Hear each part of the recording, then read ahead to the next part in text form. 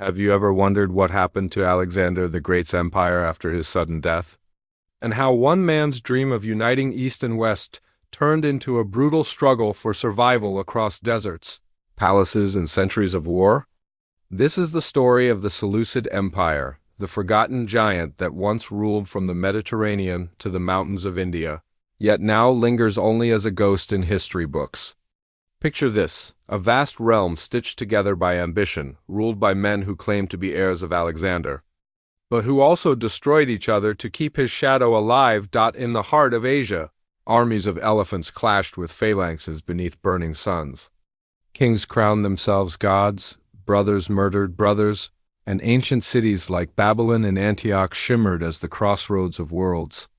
Yet behind the glory lay a fatal flaw, an empire born from conquest, but never truly united. As we journey through the rise and fall of the Seleucid dynasty, you'll discover betrayals, love stories, impossible dreams, and one haunting question: could Alexander's vision ever have survived without him? Now let's step into Chapter 1, where it all began, on the night the world's greatest conqueror took his final breath. After Alexander, the empire without a master, have you ever seen a kingdom born in the instant a hand lets go of a ring? Or watched a world crack because one man refuses to kneel? They said Alexander did not die so much as vanish, slipping from fever into myth in a palace thick with heat and incense. In the lamplight his ring went to Perdiccas, and with it the idea, maybe the illusion, that a single region could hold together, a giant stitched from Greek ambition and Persian gold. That night, outside the chambers, a young bodyguard named Seleucus waited in a corridor that smelled of oil and smoke. Listening to murmurs rise like gnats, the cavalry with Meleager, the infantry with Perdiccas, Persian nobles whispering about continuity, Macedonians muttering about their birthright. The torchlight trembled on the walls as if the empire itself were breathing too fast. He was not the loudest among Alexander's companions, not the most famous, not the one bards would choose to sing first. But he had the kind of patience a long road requires. He watched the partition at Babylon descend into a performance of careful compromises, the satrapies distributed like cards, men nodding as if their futures were not being bound together with twine. Seleucus kept his counsel, accepted the role nearest the center of power. Chiliarch, commander of the cavalry under Perdiccas, and measured the room the way a hunter measures wind. From that first moment he understood that the empire's problem was not distance or language or faith. It was simple. Too many generals, not enough kings. Perdiccas needed to prove he was more than a ring-bearer, so he marched to Egypt to break Ptolemy, who had dared to seize Alexander's body. The army sweltered along the Nile, boats dragging through reeds like tired beasts. Bridges failed, men drowned, and Perdiccas, who had believed himself an anointed steward, saw his luck rot in the water. One sultry night, in a command tent buzzing with flies and grievance, steel whispered in the dark. In the morning, Perdiccas lay dead by his own officer's hand. Seleucus among the conspirators, a man who calculated that to save the empire he had to cut out its fever. The first turn of the knife in a story that would be written in them. After the shock, the leaders gathered again, this time at Tripolitania under the hard sun of Syria. Antipater became regent. Satraps were shuffled like soldiers on a board. Seleucus received Babylon, ancient, storied, and impossible to hold without both charm and ruthlessness. When he arrived, the river moved like a bronze serpent between temples and markets, and the city watched him with the old, amused attention of a creature that had seen many conquerors come and go. He walked the streets not as a tourist of glory, but as a man seeking the seams. He greeted temple officials in respectful Persian, dined with Greek officers and Babylonian scribes, and distributed favors without bleeding his purse dry. He spent his days building a network and his nights listening to the scholars argue about the stars. One evening, he heard a rumor drift from the courtyard like music. A Babylonian astrologer had charted a king's birth not under a constellation, but under a road. Fate, he said, favored the man who kept moving. Seleucus woke from those nights with the feeling that his road had only begun, but empires do not let men rest. Antiochus the One-Eyed, another of Alexander's veterans, began swallowing neighboring lands, dreaming of a single command. Soon the horizon darkened again with marching boots. Seleucus, careful and deliberate, saw what was coming. Antigonus would not tolerate a rival in Babylon. He prepared his city as best he could, sending messages, stockpiling grain. Yet when the storm broke, it came too fast. Antigonus's armies swept in. Seleucus fled east under cover of night, his loyal companions scattering like seeds into the desert wind. He rode for months, the plains of Mesopotamia giving way to the cold passes of Media, then further still to the court of Chandragupta Maurya in India, yes, the same empire that had once stood trembling before Alexander's gaze. Here lay the twist that history rarely tells: the Greek exile and the Indian emperor, two men from opposite worlds, forged a pact not from friendship but from calculation. Seleucus traded territory for elephants, 500 of them, living thunder that would soon shake the world. From that exile came rebirth. With Indian steel and Babylonian cunning, Seleucus returned. He descended upon the west like a whisper that turned into a roar. City after city opened its gates, old allies remembered debts, and even his enemies hesitated before the gray columns of war elephants thundering through the dust. When he re-entered Babylon, the people greeted him with lamps and garlands, as though Alexander himself had returned in another form, but the victory carried a shadow. In the temple of Marduk, he walked past the same altars where he had once prayed for survival. Now priests bowed to him as Basileus king. It should have felt triumphant.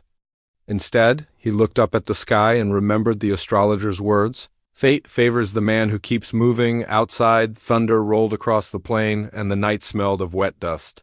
Somewhere beyond that horizon, Antigonus was still alive and coming. The dream of empire, fractured once, was about to splinter again, and that is where the next chapter begins. The War of the Successors, bloodlines and betrayals. Have you ever watched the same dream tear itself apart in slow motion? Or seen men fight not to build something new, but to own the ruins of what once was? The year was 314 BCE. The air across the Near East trembled with the sound of marching. Dust rose in veils from 100 roads as Alexander's generals, now kings in everything, but name prepared to settle a question none dared to speak aloud: who would own his ghost? Seleucus, newly returned to Babylon, knew this was not just war. It was inheritance. Antigonus the One-Eyed held Asia Minor, his son Demetrius a warrior of charm and fire. Ptolemy ruled Egypt with the cool patience of the Nile. Lysimachus guarded Thrace like a Volf behind a wall of spears. Cassander gripped Macedon with one hand and strangled Alexander's own bloodline with the other. And in between them, all between ambition and survival, stood Seleucus, the quiet soldier who had turned exile into empire. He rebuilt Babylon's walls, minted coins with his own face beside the symbols of Alexander, and sent messages through the mountains, reminding every satrap and soldier that Babylon had risen again. But peace was a mirage. Antigonus sent spies. Traitors carried rumors sharper than daggers. One evening, a messenger arrived at the palace, breathless and dusty, bearing a letter sealed with a single I. Inside, the words were simple and cold: "Return what is mine." Seleucus smiled faintly. "Then he still dreams he owns the world," he murmured. The war that followed would stretch from the Levant to the highlands of Iran. Antigonus wanted to crush all rivals before they could unite. Seleucus, too shrewd to meet him head-on, moved like a shadow, gathering allies: Ptolemy, Cassander, Lysimachus, each bound to the others by distrust and necessity. The alliance of convenience that would later be called the Coalition of Kings began not in friendship but in fear of extinction. As the armies converged, the land itself seemed to groan beneath their ambition. Babylon's streets filled with armorers and traders hawking horses. Temples offered sacrifices for omens. Astrologers muttered of bad stars rising in the west. Seleucus often climbed the ziggurat of Etemenanke at night, the wind tugging at his cloak, and stared eastward where the horizon dissolved into starlight. He had been a fugitive there once. Now he was a king, and he knew what kings feared most: not death, but being forgotten. The first clash came at the plains of Gabene. Antigonus's son Demetrius rode at the front, bronze armor flashing like lightning, his elephants bellowing through the haze. Seleucus fought alongside Ptolemy's generals, commanding the right flank. The noise was beyond sound trumpets, screaming, metal, the earth itself trembling. When the dust cleared, no man could claim victory, only exhaustion. But it was the beginning of something far greater. War of endurance that would decide who could last the longest in a world addicted to power. Months passed. The coalition gathered again, this time near Ipsus in Phrygia. It was 301 BCE and everything was at stake.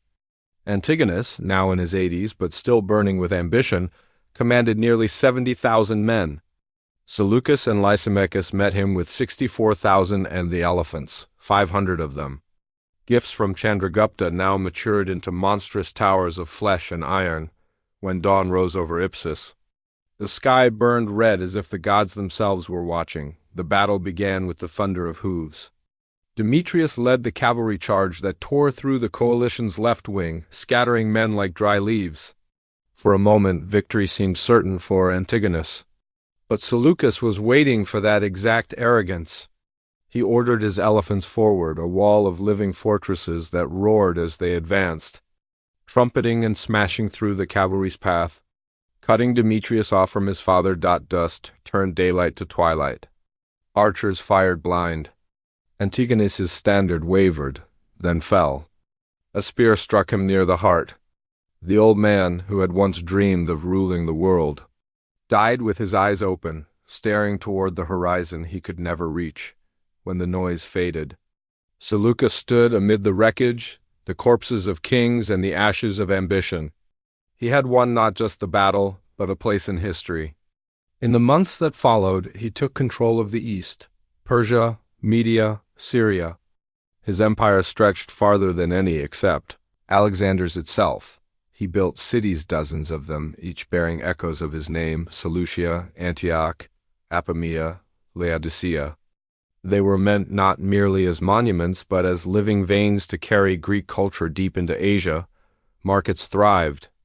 Temples rose to Zeus and Marduk alike, and Greek sculptors worked beside Persian architects, crafting a civilization that seemed, for a brief time, to reconcile two worlds, but every empire hides its fractures under marble. The sons of the fallen waited in the shadows. Demetrius survived Ipsus, his pride hardened into vengeance. Ptolemy tightened his grip on the south. In the west, Cassander's death unleashed new chaos in Macedon. Seleucus, though crowned in triumph, began to sense the curse of conquerors that the higher the peak, the lonelier the air. At night, he would walk the colonnades of his new capital, Seleucia on the Tigris, listening to the river's slow whisper. Once, a court astrologer approached him, an old man with trembling hands. "Majesty," he said, "the stars that crown you are moving west. A warning, perhaps, that your destiny is not yet fulfilled." Seleucus laughed softly. "Then let them move. I will follow." But fate was already coiling. Beyond the mountains, in the shadow of Macedon, Demetrius gathered ships. His son Antiochus had been born, a boy who would inherit not just an empire, but its unhealed wounds. The Seleucid realm glittered like gold in sunlight, but in its heart, old loyalties were beginning to rust, and somewhere in the silent corridors of his palace, as torches burned low and the wind pressed against the shutters, Seleucus heard again the voice of that long-ago astrologer. Fate favors the man who keeps moving. He did not yet know that soon he would have to move again, not to expand his empire, but to save it from itself. The world had changed since Alexander's death, but his shadow had not. And in the next chapter, that shadow would return, in the form of blood, betrayal, and the birth of a dynasty that would redefine the East. The empire of cities, the golden vision of Seleucus. Have you ever tried to build a dream out of dust? To shape order from chaos when the wind itself seems determined to tear everything apart? When the drums of Ipsus fell silent, Seleucus stood at the peak of power. For the first time since Alexander's death, the East breathed under one ruler, one who had seen both exile and triumph, both fortune and betrayal. The scars of battle still darkened his armor, but his vision had never been clearer. To create an empire not just of conquest, but of civilization. He had fought enough wars to know that swords only buy time. What kept kingdoms alive were stories, shared beliefs, cities, and symbols that outlasted men. And so, across the vast lands from the Aegean to the Indus, Seleucus began to build. He founded cities like seeds scattered on a map. Seleucia on the Tigris became his new capital, a shining rival to Babylon modern, ordered, laced with boulevards and gardens where Greek philosophers debated under palm trees. To the west, he built Antioch, named for his father, overlooking the Orontes River where Assyrian merchants and Greek settlers mingled. In the north rose Apamea in honor of his Persian wife and Laodicea for his mother. Each name a memory, each city a promise that Greek and Eastern worlds could live not as conqueror and conquered, but as one. The streets of these cities carried many languages, Greek traders shouting over prices, Babylonian priests chanting hymns, Persian horsemen laughing over wine. Seleucus encouraged intermarriage, the fusion of gods and festivals, the spread of Greek learning eastward. Scholars at Antioch began translating Babylonian star charts into Greek. Mathematicians in Seleucia recalculated the calendar based on both lunar and solar reckoning.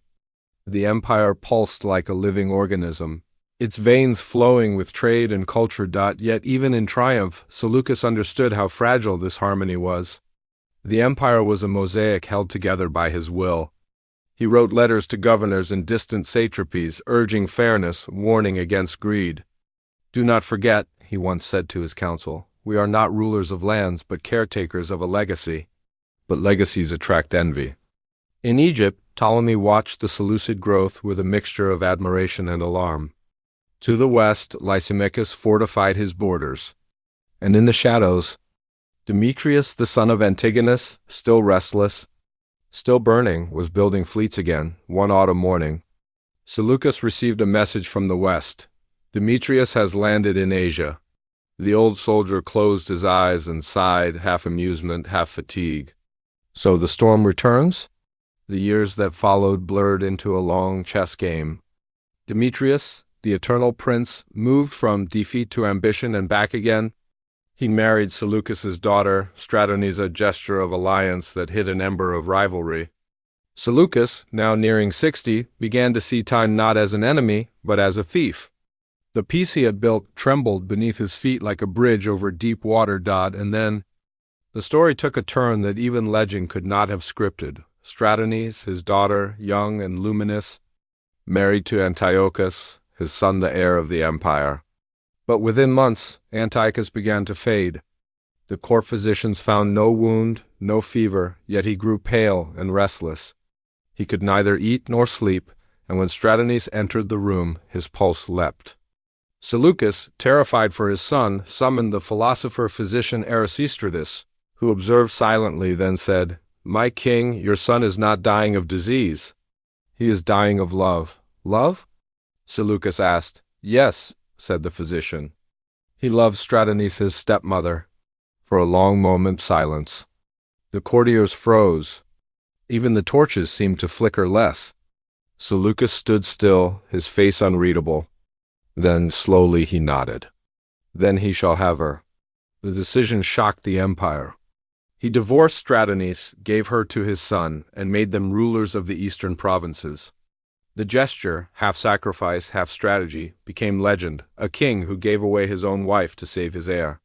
The story would echo for centuries as proof of both Seleucus's humanity and the loneliness of power. But fate was not finished with him. In 283 BCE, word reached Seleucus that Lysimachus, his old ally, had turned tyrant in Thrace, executing his own son and plunging his people into revolt. The opportunity was too great to ignore. Seleucus, now past 70 but still fierce, marched westward once more, crossing the Taurus Mountains with a glittering host. The Battle of Corupedium was brief and brutal. Lysimachus fell beneath a spear, and with his death, the last rival of Alexander's generation vanished. Seleucus now ruled almost all of Alexander's former empire. Only Macedonia remained beyond his grasp. For a moment, just a moment, he could see Alexander's dream alive again. One world under one ruler, but destiny has its own cruel humor. In 281 BCE, as he prepared to cross into Europe and claim Macedon, Seleucus was struck down by betrayal. His companion and supposed ally, Ptolemy Kuranos, son of Ptolemy of Egypt, turned assassin. On a quiet morning near Lysimachea, as the king dismounted to greet his troops, Kuranos drove a dagger between his ribs. Seleucus fell without a cry, eyes open toward the same horizon where Alexander had once vanished. The soldiers seized the killer, but it was too late. The founder of the Seleucid dynasty was dead, his blood soaking the soil he had fought half a lifetime to reclaim. His body was burned with royal honors, his ashes sent east to Antioch. In that instant, the golden dream fractured again. His son, Antiochus I, inherited the throne, and with it, an empire too large, too complex, too divided to rest. Seleucus had built cities and carved peace from war, but he could not escape the pattern that haunted all successors of Alexander. The curse of endless struggle. As the news of his death spread, temples across Asia fell silent. In Antioch, old men wept in the markets. In Babylon, priests lit lamps in his name, whispering prayers to both Zeus and Marduk. In India, where his elephants once thundered, a story spread that the Greek who had once bargained with their emperor had become a star, and yet, for all his triumphs, one question lingered like smoke after a battle. Had Seleucus truly united Alexander's dream or merely delayed its fall? Because even as his funeral fires dimmed, storms were gathering on the horizon, rebellions in the east, ambitious governors in the west, and a dynasty that would soon taste both glory and ruin. The torch had passed to Antiochus now, and he would discover that inheriting an empire was far easier than keeping it alive. The dream lived on, but so did the curse. The age of Antiochus, glory, shadows, and rebellion. Have you ever tried to live up to a legend? To walk through halls where every stone whispers the name of the man who came before you. When Seleucus died, the empire did not mourn, it trembled.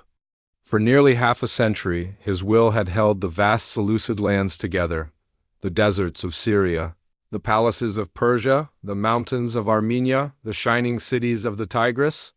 His death tore open a silence filled with questions no one dared answer. Could anyone truly inherit such a world? Could a son, born in comfort, rule what his father had forged in fire? Antiochus I stood before his father's funeral pyre, the smoke rising into the pale sky, and felt that question burn into his bones. He was no conqueror like Seleucus, no exile turned king. He was the son of two worlds, his mother, Stratonice, Greek in spirit but Persian in grace. The people called him Soter, the savior, before he had ever proven himself. And so began an age where memory itself became both weapon and curse. In the early years, the empire still glittered. Seleucia's markets overflowed with spices from India and silk from the east. Antioch hummed with debate and theater, Greek philosophers mingling with Persian priests. But beneath that surface shimmer, the cracks widened.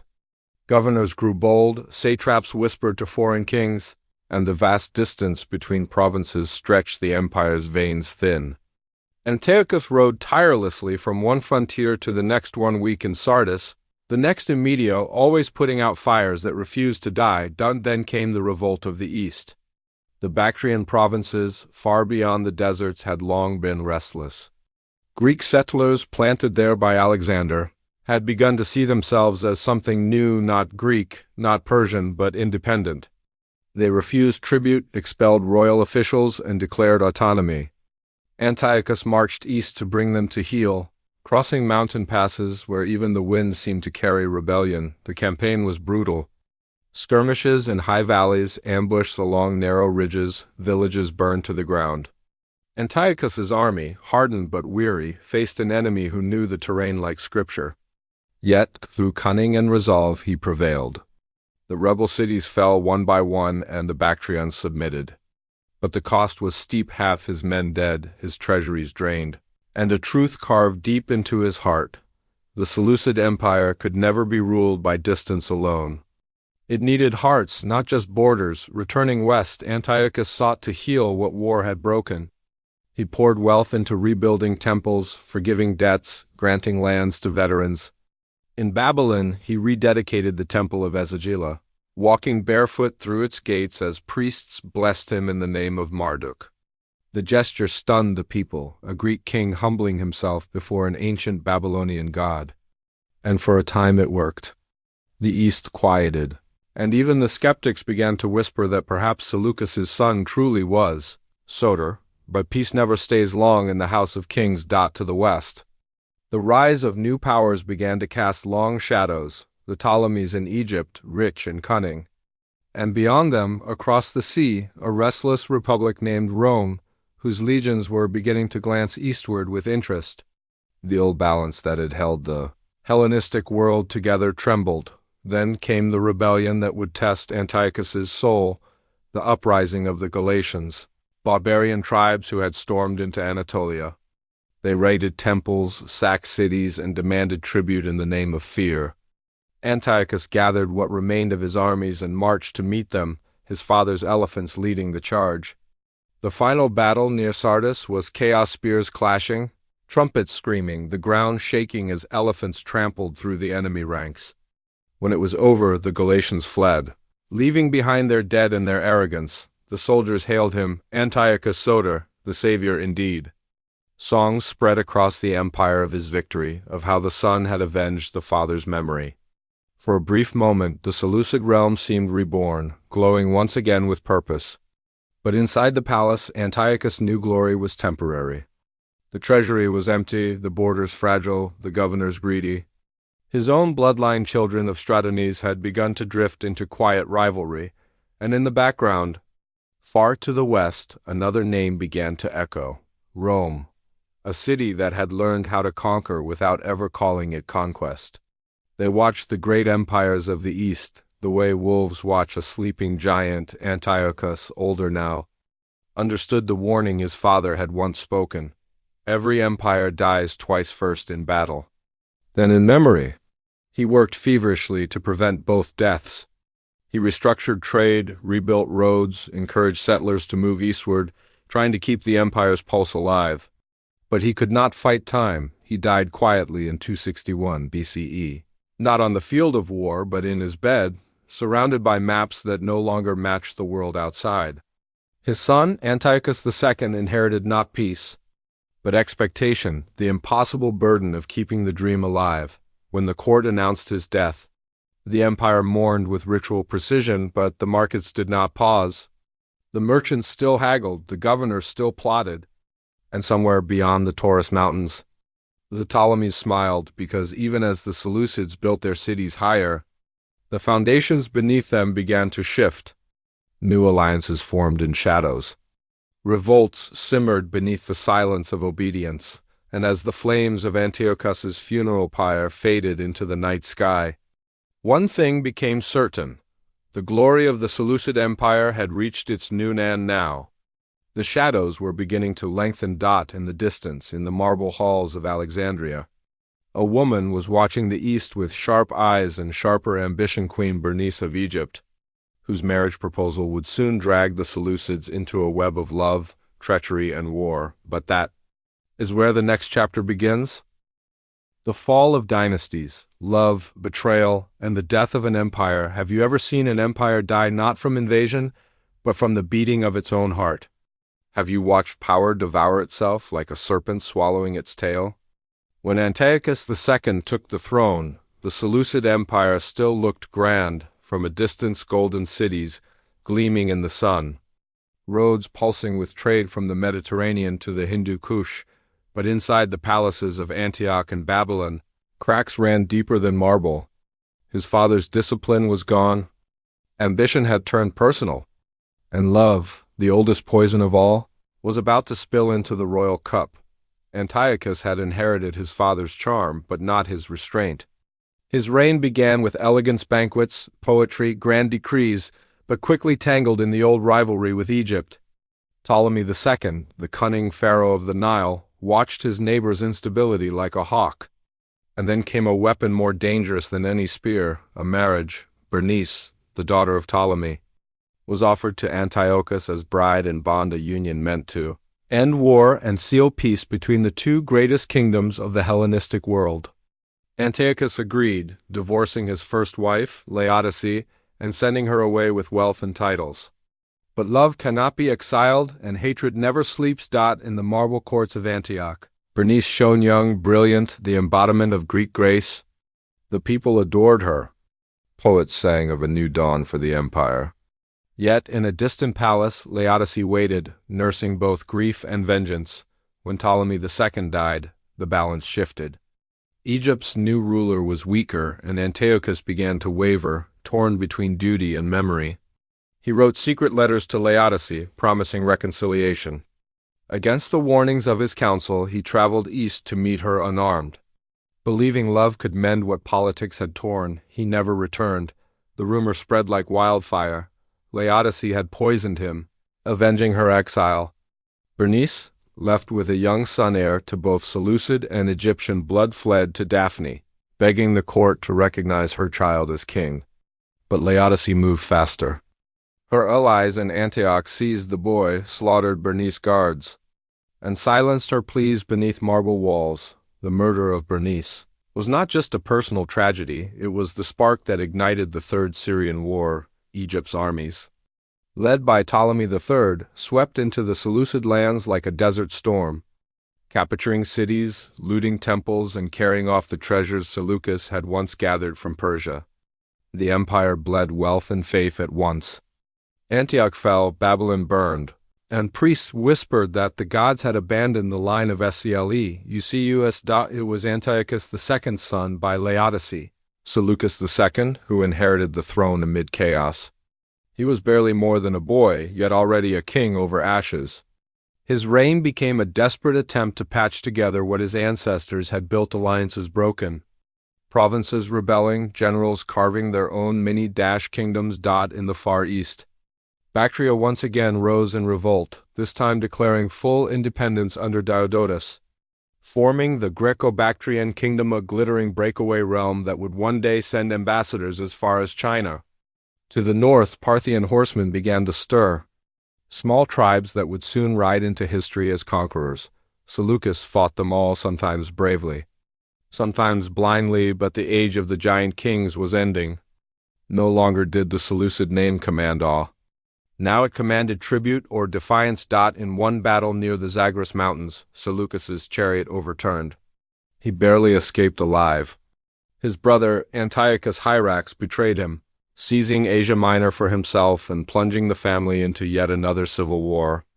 Brother against brother, blood against blood, the final echo of Alexander's fractured legacy. By the time Seleucus died, the empire that had once reached from the Mediterranean to India was little more than a patchwork quilt of restless provinces and fading loyalties. And yet, in the midst of this collapse, the city still stood. Antioch's markets buzzed, Seleucia's scholars wrote, and in the east, Greek philosophers debated with Buddhist monks under the shade of fig trees. The Seleucid legacy had not vanished, it had transformed. It lived now not in kings, but in culture, in ideas that traveled farther than armies ever could. A century later, Roman envoys would arrive at those same cities and find traces of Greek art carved beside Persian reliefs, temples where Zeus and Ahura Mazda shared the same roof. The Seleucid dream, the marriage of East and West, had outlived its kings, and perhaps that was always its destiny, for Alexander's empire had never been meant to last in stone. It was meant to scatter like pollen, carried on wind and word, to bloom wherever human curiosity reached. When the last Seleucid king, Antiochus XIII, was dethroned by Pompey of Rome in 64 BCE, no one wept. The empire had long been a shadow. But the roads it built, the cities it founded, the knowledge it spread, those would endure through empires yet unborn. And so, when we look back across the centuries, at the fire and the glory, the betrayal and the dream, we must ask the question that still hangs over Alexander's legacy and all who followed him. Was the Seleucid Empire truly a failure, or was it the bridge between worlds? The brief burning moment when East and West learned to speak the same language before drifting apart once more? That is the tragedy and triumph of Alexander's fragmented dream in Asia, an empire that died, but a vision that never did.